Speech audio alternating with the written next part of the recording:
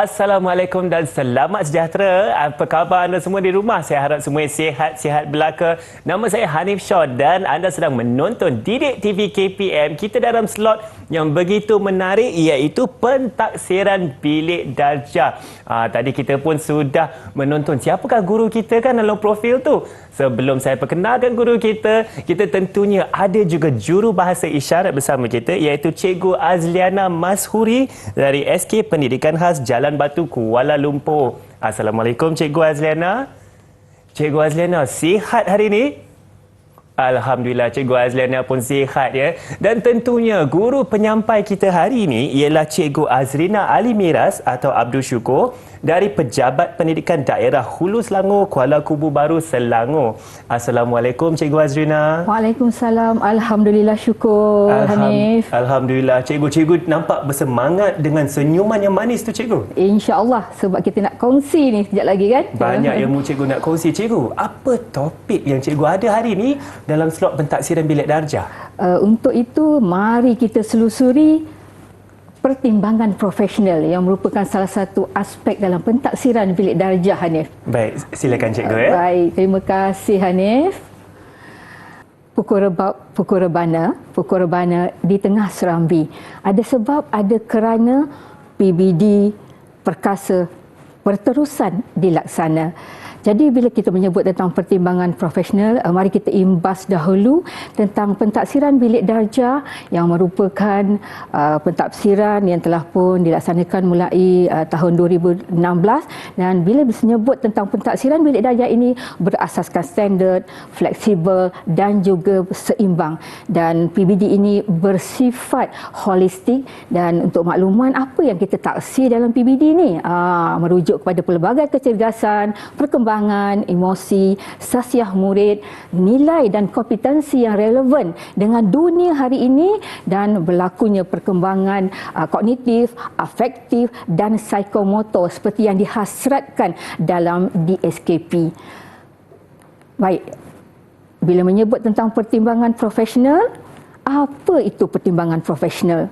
Pertimbangan profesional dibuat menggunakan pengetahuan profesional terhadap kurikulum yang dihasratkan mencakupi pengetahuan, kemahiran, nilai, bukti pencapaian, strategi pengajaran, kaedah pentaksiran serta kriteria dan standard yang ditetapkan. Jadi, pertimbangan profesional ini akan berlaku sepanjang pengajaran, pembelajaran dan pemudahcaraan. Oleh itu, asas kepada pertimbangan profesional memerlukan guru membuat keputusan berdasarkan analisis dan rumusan maklumat terhadap pembelajaran murid yang merangkumi pengetahuan, kemahiran dan nilai secara beretika dan bertanggungjawab. Jadi apabila kita lihat kepada pertimbangan profesional ini, keperluan utama kepada pertimbangan profesional adalah untuk menentukan tahap penguasaan atau TP berdasarkan standard prestasi bagi setiap kelompok, standard kandungan dan standard pembelajaran, serta menentukan tahap penguasaan keseluruhan bagi tujuan pelaporan. Jadi dalam elemen pertimbangan profesional ini kita ada 4 elemen yang utama. Yang pertama pengetahuan, yang kedua input murid, yang ketiga pengalaman dan yang keempat tanggungjawab profesional. Mari kita lihat yang pertama pengetahuan. Jadi guru perlu pengetahuan luas dalam mata pelajaran yang diajar meliputi ilmu, kandungan, strategi pengajaran serta berkebolehan mentaksir murid dengan pelbagai kaedah pentaksiran secara adil, telus dan juga konsisten. Ya, dan apabila kita lihat elemen yang kedua pula iaitu input murid. Guru menganalisis dan membuat pertimbangan berdasarkan pemerhatian, perbincangan dua hala, soal jawab, lembaran kerja murid, buku log, portfolio, jurnal harian, kuis, esei, puisi, slide pembentangan hasil projek dan lain-lain yang bersesuaian. Justru guru perlu membuat pertimbangan berdasarkan prestasi murid dalam aktiviti PDP, ujian atau latihan yang diberi. Yang ketiga, elemen yang ketiga, pengalaman. Guru perlu menggunakan pengalaman mengajar dalam berinteraksi dengan murid. Berdasarkan pengalaman, guru dapat mengenal pasti sebenarnya kekuatan dan potensi murid tersebut. Walau bagaimanapun, dalam pertimbangan profesional harus diingat, guru akan harus mentafsir murid secara profesional. Dan elemen yang keempat iaitu tanggungjawab profesional. Guru melaksanakan pentaksiran secara bertanggungjawab dan beretika berdasarkan pengetahuan, input murid serta pengalaman yang ada dengan cekap, adil, telus, sistematik dan juga holistik. Percayalah, empat-empat elemen dalam pertimbangan profesional ini akan memastikan PBD itu dapat dilaksanakan dengan berkualiti dan berkesan. Baiklah, saya rasa itu ada 4 elemen yang begitu penting dalam topik kita hari ini mengenai pertimbangan profesional. Dan sekarang kita akan berehat sebentar saja. Pastikan anda jangan ke mana-mana, terus bersama kami di Didik TV KPM.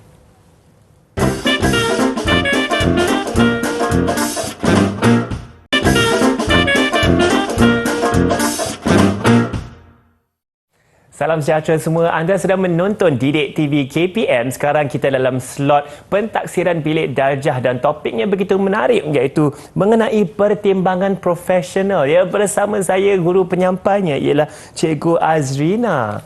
Cikgu Azrina. Baiklah, dalam topik kita sekarang kita akan memberikan fokus mengenai elemen dan faktor-faktor lain ya dalam topik pertimbangan profesional ni. Ya, jadi Pak Hanif, tadi kita dah dengar 4 elemen yang telah pun kita paparkan tadi sebentar tadi kan. Betul, 4 elemen pertimbangan profesional. Jadi kita ada faktor-faktor lain yang kita perlukan untuk dalam pertimbangan profesional. Mari kita sama-sama selusuri. Selain daripada 4 elemen utama dalam pertimbangan profesional, yang kita lihat tadi, ada terdapat faktor-faktor lain yang perlu diambil kira untuk kita melaksanakan pertimbangan profesional ini. Jadi kita lihat yang pertama iaitu hasrat kurikulum. Bila menyentuh tentang hasrat kurikulum, kita harus memahami bahawa hasrat kurikulum yang terkandung dalam dokumen standard kurikulum dan pentaksiran yang kalau kita boleh lihat di sebelah sini kita bawakan buku-buku panduan di SKP pelbagai mata pelajaran dan juga kita ada buku panduan pelaksanaan pentaksiran bilik darjah yang telah disediakan oleh BPK untuk panduan guru-guru dalam melaksanakan pentaksiran bilik darjah. Dan untuk itu kita pasti bahawa ibu bapa juga akan dapat melihat kepada perjalanan PBD itu yang begitu telus, adil dan juga jujur ya. Jadi yang kedua kita lihat faktor lain dalam pertimbangan profesional itu, bila kita kaitkan dengan DSKP yang merupakan standard kurikulum dan pentaksiran yang mengintegrasikan kurikulum dan juga pentaksiran dalam satu dokumen yang terdiri daripada standard kandungan, standard pembelajaran dan standard prestasi. Dan DSKP ini merupakan panduan rujukan utama kita bagi membantu dan memudahkan guru untuk melaksanakan pentaksiran dalam PDPC, dan dengan itu guru dapat mentaksir dan perkembangan dan pencapaian murid melalui standard prestasi itu sendiri. Jadi kita ada dokumen-dokumen yang boleh dijadikan rujukan. Jadi untuk itu kita juga ada standard kurikulum, standard prestasi yang terdapat dalam DSKP. Dan faktor yang berikutnya lah yang diperlukan juga dalam pertimbangan profesional ini ialah tujuan pentaksiran.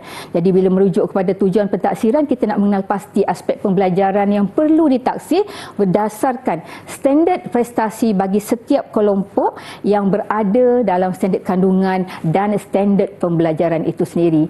Kita lihat contoh ni yang terkandung dalam DSKP ya.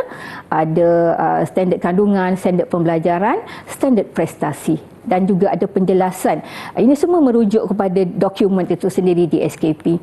Baik, yang ketiga, faktor lain ialah kaedah pentaksiran yang menggunakan pelbagai kaedah pentaksiran meliputi pemerhatian, lisan, penulisan ataupun gabungan beberapa kaedah. Yang keempat pula, kita lihat ni situasi dalam kelas, ya. Kelas merupakan nukleus pembelajaran kita, ya. Jadi suasana pentaksiran. Bila menyebut tentang suasana pentaksiran, mewujudkan suasana yang menyeronokkan dan dalam persekitaran bilik darjah dengan mengambil kira interaksi murid dengan guru, guru dengan murid, murid dengan murid, murid dengan bahan pembelajaran. Kerana kita percaya suasana yang menyeronokkan di dalam kelas pasti merangsangkan pembelajaran dan membawa kepada pentaksiran yang berkesan dan berkualiti. Yang kelima iaitu amanah. Meningkatkan kebolehpercayaan antara pentadbir, guru, murid dan ibu bapa. Guru bersikap lebih terbuka dan profesional dalam memberi justifikasi terhadap perkembangan dan penguasaan pembelajaran murid. Dan yang keenam, peluang. Melalui pertimbangan profesional ni, kita telah melihat kepada memberi peluang yang adil dan masa yang secukupnya kepada murid untuk mempamerkan keupayaan mereka dengan mempelbagaikan sumber, aktiviti dan kaedah pentaksiran. Dan sudah pasti dengan faktor-faktor lain yang menyokong dalam pelaksanaan pertimbangan profesional ini, dalam proses ini akan memastikan perkembangan individu murid itu, kita beri peluang yang adil dan masa yang secukupnya kepada murid untuk mempamerkan apa yang mereka telah pelajari daripada segala mata pelajaran yang mereka terima. Baiklah, Cikgu Azrina sudah berkongsi dengan kita elemen dan faktor-faktor lain dalam pertimbangan profesional. Saya pasti banyak lagi anda ingin tahu. Kita akan berehat sebentar saja. Nak tahu lebih lanjut, jangan ke mana-mana. Terus bersama kami di Didik TV KPM.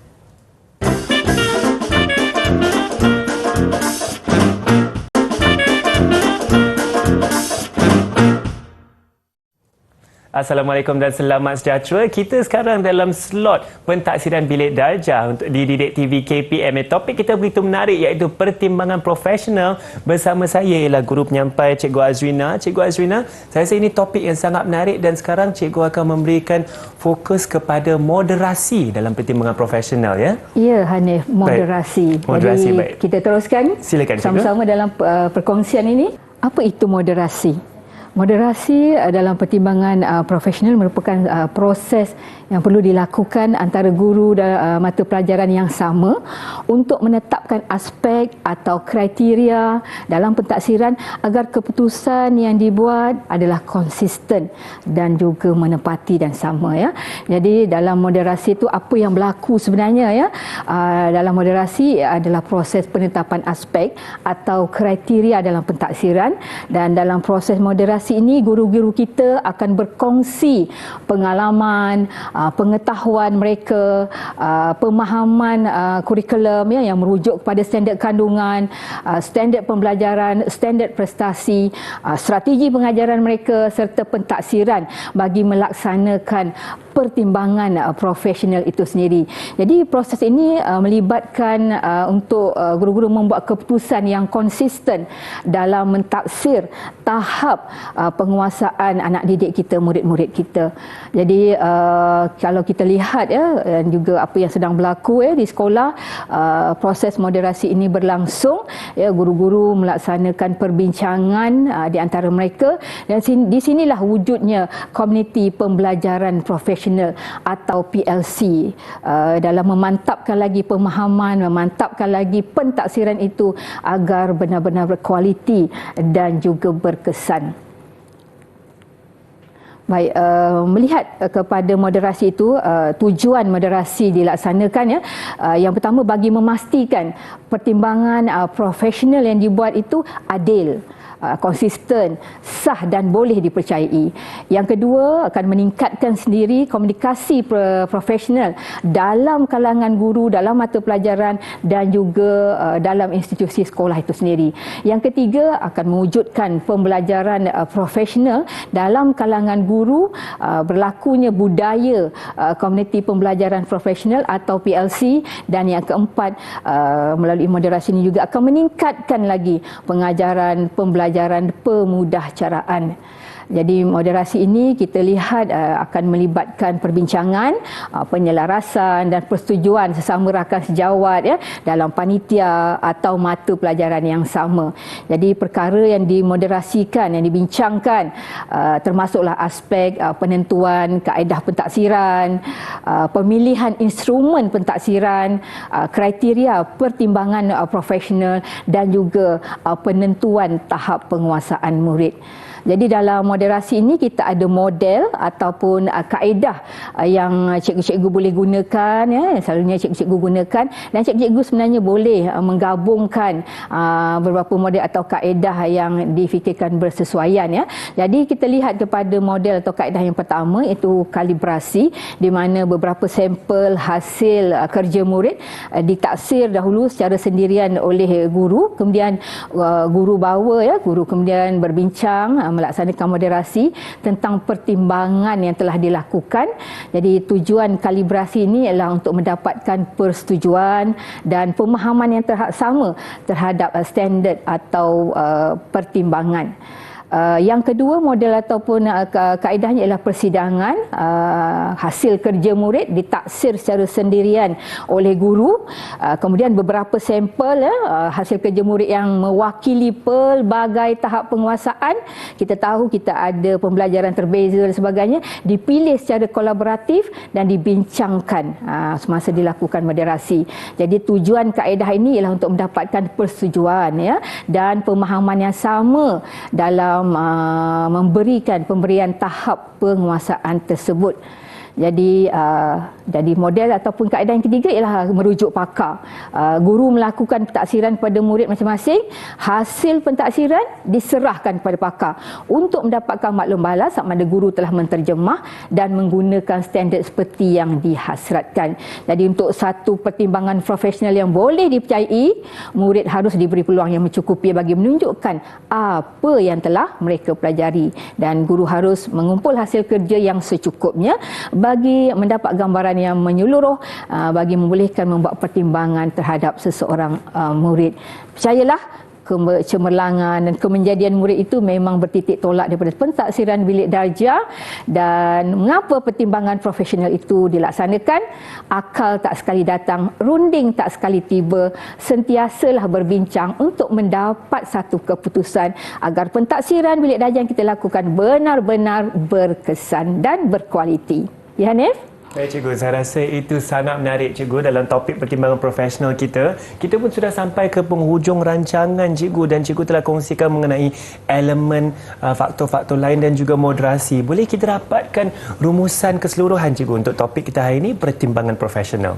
Rumusannya Hanif, dalam terus memperkasakan dan melaksanakan pentaksiran bilik darjah, kami mohon kerjasama guru-guru untuk terus adil, telus, jujur melaksanakan pentaksiran bilik darjah dan sokongan berterusan daripada ibu bapa dalam memastikan kemenjadian murid secara holistik seperti yang dihasratkan dalam negara Malaysia yang kita cintai, Hanif. Saya rasa itulah terbaik cikgu ya, dan sebab ini semuanya untuk generasi masa harapan supaya pembangunan lebih holistik, yang cikgu katakan, untuk murid-murid kita di sekolah ya. Betul. Baiklah, dengan itu saya ingin mengucapkan ribuan terima kasih kepada guru penyampai kita hari ini, Cikgu Azrina Alimira Sata Abdul Syukur dari Pejabat Pendidikan Daerah Hulu Selangor, Kuala Lumpur Baru. Terima kasih banyak-banyak cikgu. Ya, dan saya rasa banyak yang kita belajar sama-sama, dan juga juru bahasa isyarat kita iaitu Cikgu Azliana Mashuri dari Sekolah Kebangsaan Pendidikan Khas Jalan Batu, Kuala Lumpur. Terima kasih Cikgu Azlina. Dan kepada anda semua di rumah, saya pasti banyak yang telah anda belajar hari ini, dan mesti banyak lagi anda nak belajar kan. Teruskan bersama kami di Didik TV KPM. Nama saya Hanif Sean. InsyaAllah kita jumpa lagi. Terima kasih semua.